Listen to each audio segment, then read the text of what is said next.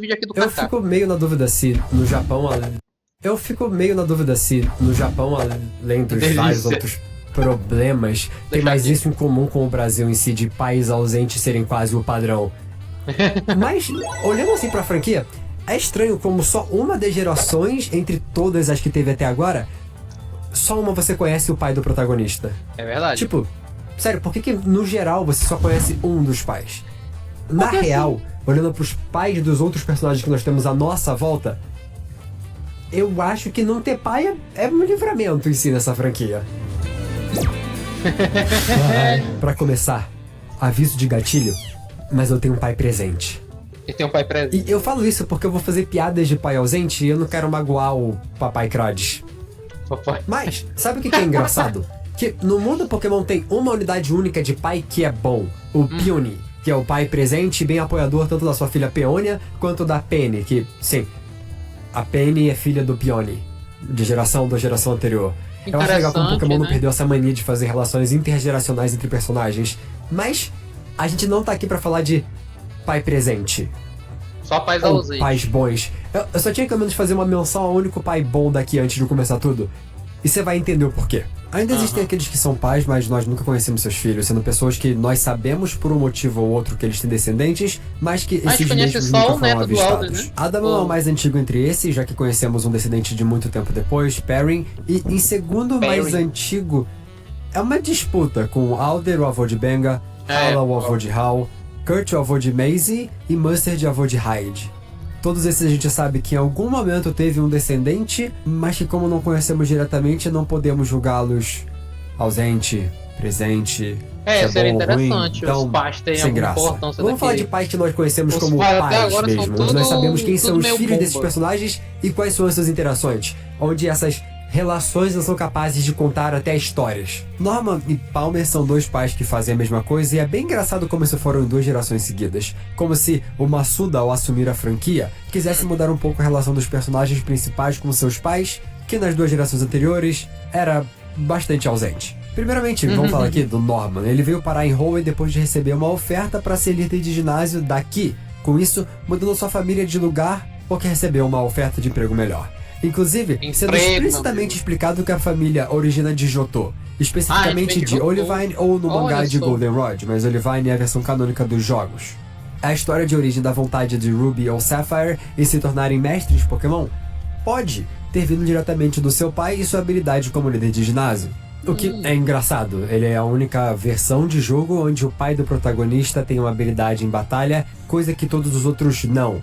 E se a gente parar pra pensar, o motivo da ausência de todo pai de protagonista é provavelmente isso. O fato deles serem pais que trabalham trabalhos normais e comuns, sem nenhuma relação direta com nenhum Pokémon. É só um cara comum. É só um cara por qualquer. isso também nenhum desses Foda-se. pais aparecem na história principal em nenhum momento. Nenhum deles tem qualquer relevância, nem algo interessante a acrescentar uma história sobre monstrinhos de bolso, já que eles não Monstrinho. batalham nem nada com os monstrinhos de bolso. Mas, voltando, enquanto no caso do Barry ser filho do Palmer, é mais do que certo que a vontade do Barry inteiramente vem dessa sua relação com seu pai, onde ele vê diretamente como uma inspiração a ser quem ele quer ser. E é por isso que eu deixei esses dois aqui separados do Peony antes, porque eles influenciam as escolhas do seu filho, enquanto o Gold anterior apoia as escolhas delas. Eu vejo levemente diferente essas duas situações. Além disso, nesses dois a gente vê as interações em si, então sabemos que tem esse papo sobre todas essas coisas. Aham. Ser líder, ser cérebro da fronteira, serem bons em batalha, todos esses Tem alguma assuntos coisa. e todos são motivadores para essas crianças. Já esses próximos, eles são aqueles que nós não sabemos nada ou muito pouco sobre a interação entre os dois. Tipo Nós Giovanni temos Silva. 4 casos a mencionar aqui. Cedric, pai de Juniper, é um professor que tem em sua filha uma outra professora, mas sua relação é bem reservada, não demonstrando muito sobre como eles se relacionam entre si. Que é a mesma coisa de Koga e Janine, onde o único diálogo que brevemente menciona algo é Janine em Firehead e Leaf Green aparecendo em frente ao zoológico de Fuchsia, mas só depois de zerar, onde ela fala que Koga tá treinando ela a usar Pokémon do tipo veneno. Na mesma ideia, mas com menos informação e mais recente, nós tivemos a informação do Clay ser pai da Lacey. É uma das Nossa. personagens da Elite dos 4 da BB League na DLC de Scarlet Violet. Onde a relação dos dois parece, no mínimo, saudável, com todas as menções da criança sobre seu pai sendo algo positivo. Mas aonde? Entre os 4 em si que nós mencionamos e separamos aqui, a gente continua não vendo a relação, mas onde tem mais menções entre os personagens que dão uma ideia de como eles pensam um do outro, é a relação do Byron com Rourke. Com o pai comentando que Riley, aquele cara aleatório da Ilha do Ferro, ele em si é quem ele queria que fosse o líder de ginásio de Oreburgh. Ele endossou ele antes do seu próprio filho. Tanto que o próprio Riley recusou exatamente por achar que ele deveria cometer o nepotismo de recomendar o seu próprio filho.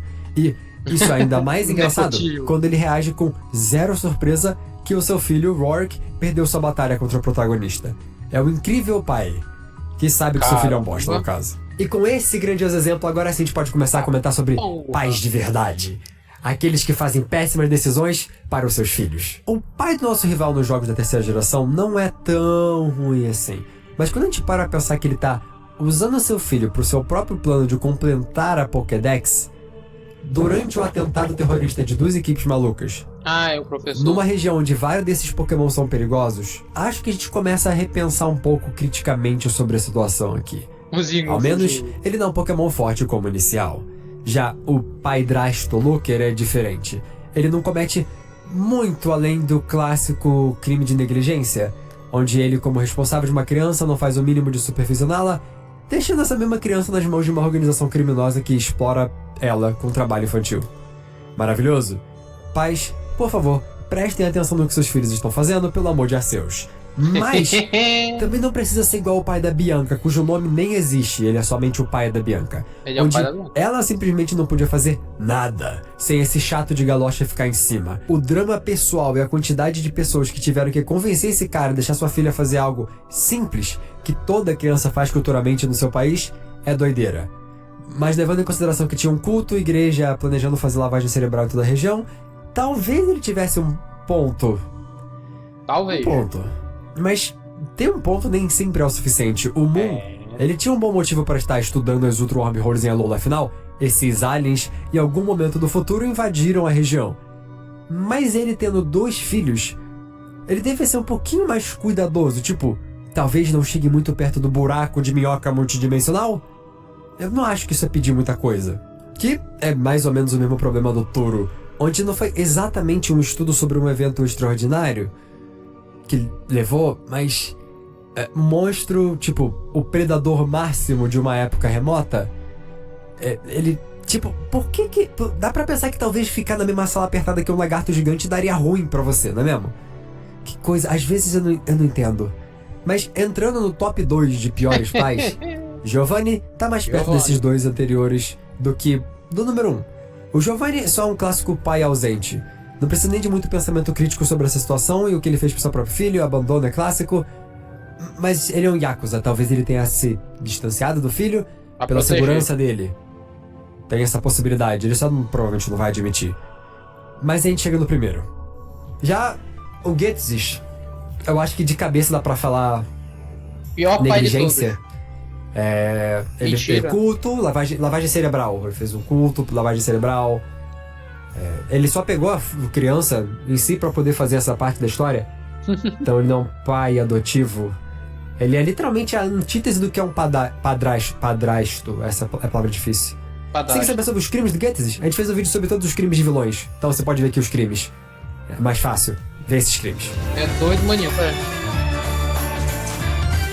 O Gates não precisou nem falar muita coisa, né? O Gates, ele é... Fazendo essa pausa no vídeo para pedir para vocês deixarem seu like, comentarem, darem dicas de próximas sagas, de próximos jogos que vocês têm interesse de ver e comentarem no vídeo mesmo. Comentem o que vocês gostaram, não gostaram. Dê essa força para poder continuar trazendo essa saga, ou próximas sagas, ou próximos jogos. Então, agora continue com o vídeo.